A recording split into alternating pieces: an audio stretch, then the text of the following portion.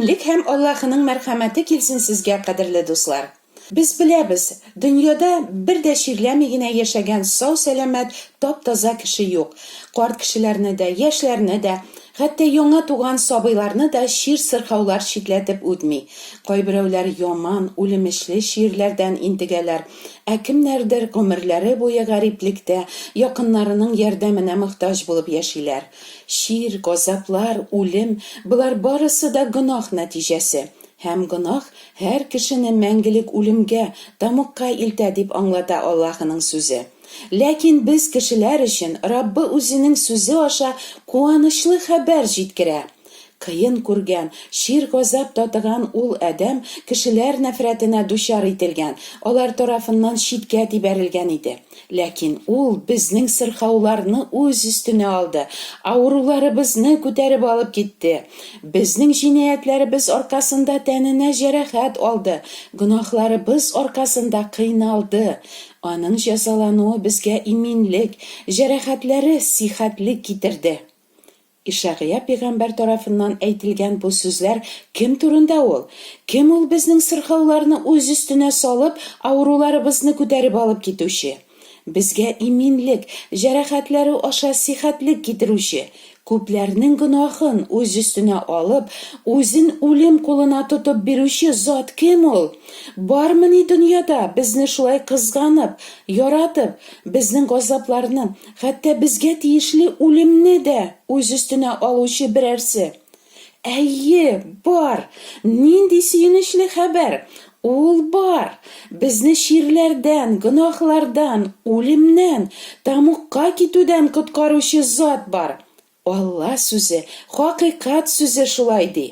Безне кызганып, мәрхәмәт күрсәтеп, Аллаһы үзенең сөекле улы Гайса Мәсихне җиргә коткаручы итеп җибәргән. Бу турыда барлык Аллаһы пәйгамбәрләре гасырлар буе кешеләргә сөйләп килгәннәр. Аллаһы үзе тәгаенләгән вакыт җиткәч, гөнаһсыз затны Раббы үзе кыз Мәрьям аша мөгъҗизалы рәвештә тудырып, җиргә Адәм углы итеп җибәрә. Гайса кешеләрне тәүбә итеп гөнаһларыннан борылырга өнди. Искиткеч мөгъҗизалы һәм кодрәтле эшләр башкара. Менә шуларның берсе турында хәзер Маттай тәкъбир иткән Инҗилдән укып фикер йөртергә чакырам сезне, дуслар. Гайса көймәгә кереп күлне кичте һәм үзе яшәгән шәһәргә килде. Менә берничә кеше паралич суккан авыруны ятагы белән күтәреп аңа китерделәр. Гайса аларның ышануларын күреп авыруга: "Кыю бул, углым, синең гөнаһларың кичерелде", дип әйтте. Шул вакытта канун белгечләре эшләреннән генә: "Бу кеше көфер сөйли", диделәр. Гайса аларның ни уйлауларын белеп: "Ни өчен күңелегездә шундый начар уйлар?" дип сорады. Нәрсә җиңелрәк? Гөнаһларың кичерелде дип әйтүме, әллә тор да йөреп кит дип әйтүме? Ләкин сез хәзер Адәм углының җирдә гөнаһларны кичерергә кодрәте барлыгын белерсез. Шул чак Гайса паралич суккан кешегә мөрәҗәгать итеп: "Тор да, ятагыңны алып, өеңә кайт", диде. Тегесе торып, өенә кайтып китте. Моны күреп торган халык куркышып калды һәм кешеләргә шундый кодрәт биргән Аллаһыны данлады. Шушы ук вакыйганы тасвирлап язучы Люк аларның ничек бу кешене Гайса янына кертүләрен ачыклап былай ди: "Халык арасыннан үтә алмаганга күрә, өй түбәсенә менеп, чирәпне сүтеп алдылар да авыруны ятагы белән бергә Гайсаның алдына төшерделәр. Гайса янына ишектән кертә алмагач, авыруны түбәне сүтеп булса да кертергә карар кылырлык чыннан да ныклы ышаныч иман булган бу ир-атларда." Паралич суккан кешене үзе каршына төшерүләре була, Гайса аңа шаккаткыч сүзләр әйтә: "Кыю бул, углым, синең гөнаһларың кичерелде", ди. Бу сүзләрне ишетеп, анда утыручы дин әһелләре ачуларыннан чак шартламыйлар. Гөнаһларны Аллаһы гына кичерә ала бит. Пәйгамбәр дә, рухани да, поп та, мулла да, бер генә кеше дә башка берәүнең гөнаһларын кичерә алмый. Ә Гайса исемле әлеге кеше монда паралич суккан бәндәнең гөнаһларын кичерү турында игълан итә. Ул нәрсә? Аллаһ хукукына ия булмакчымыни? Кем дип исәпли ул үзен? Bu kişi küfür söylüyor. Әлбәттә, Гайсәгә бер ни тормас иде. Паралич суккан кешегә гөнаһларын кичерелде димичә генә дә аны савыктырып, өенә кайтарып җибәрү. Ләкин Гайсә ауруга иң башта синең гөнаһларың кичерелде ди. Ни өчен ул бу сүзләрне әйтә? Ничек бу сүзләргә ышанырга? Ышанырлык сүзләрме ни булар? Гайсәнең нәрсә җиңелрәк?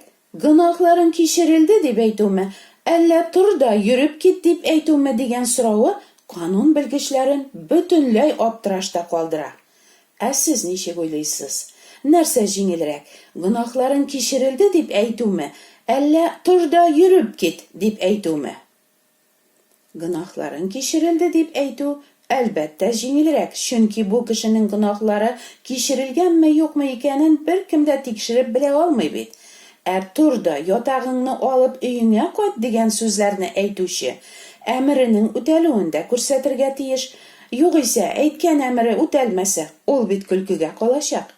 Ләкин Гайсә гөнаһларын кичерелде дигән сүзләрне әйтергә үзенең чыннан да хакы барлыгын исбатлау өчен паралич суккан кешегә мөрәҗәгать итеп, тур да ятагыңны алып өеңә кайт ди.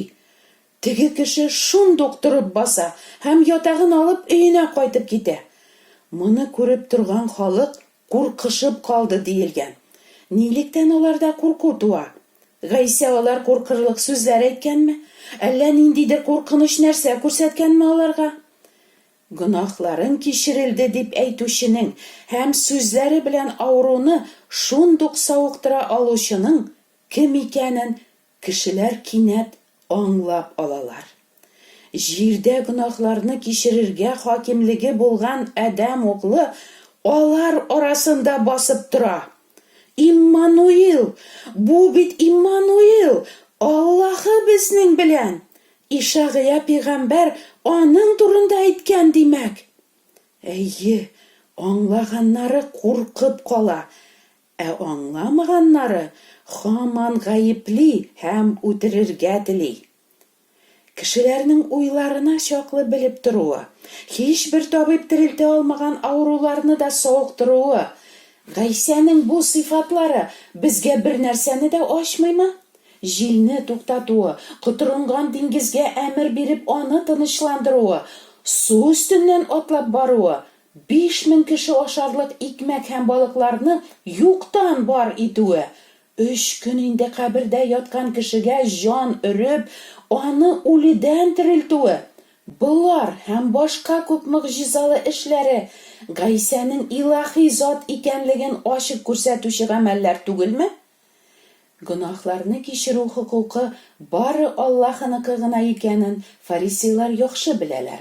Гәрчә Гайсә үзендәге бу хукукны исбатлап күрсәтсә дә, алар моны күрергә дә, аңларга да, аны Раббы итеп зурларга да теләмиләр. Хәзерге заманда да дин әһелләре һәм аларга иярүче бик күпләр Аллаһының улы юк, пәйгамбәрләрнең берсе генә ул Гайсә дип илаһи затны кимсетәләр. Шушы ялганнары белән Аллаһыга каршы сөйләүдән курыкмыйлар һәм үзләренең гөнаһларында бәгырьләрен тагын да ныграк катырып, хөкем көненә Аллаһының ачуын һаман үз өсләренә җыялар. Гайсә аларга: "Сез минем мәңге бар икәнемә ышанмасагыз, үз гөнаһларыгыз белән үләрсез", ди. Күп халык аның артыннан ияргәнгә, канун белгечләре Гайсәдән көнләшүләрен, аны нәфрәт итүләрен дәвам итәләр. Гайсәдән котылу өчен баш руханилар аны хачка кадаклап үтертәләр. Әйе, Гайсә үләргә тиеш була. Дин әһелләре аны үлемгә тапшырганга түгел, ә ул үзен үлем кулына бирергә риза булганга.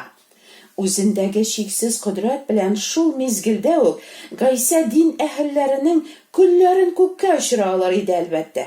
Ләкин ул, табигаты буенча Аллаһы булып та, үзен хачтагы үлеменә кадәр түбәнсетә һәм Аллаһы атага күндәм була.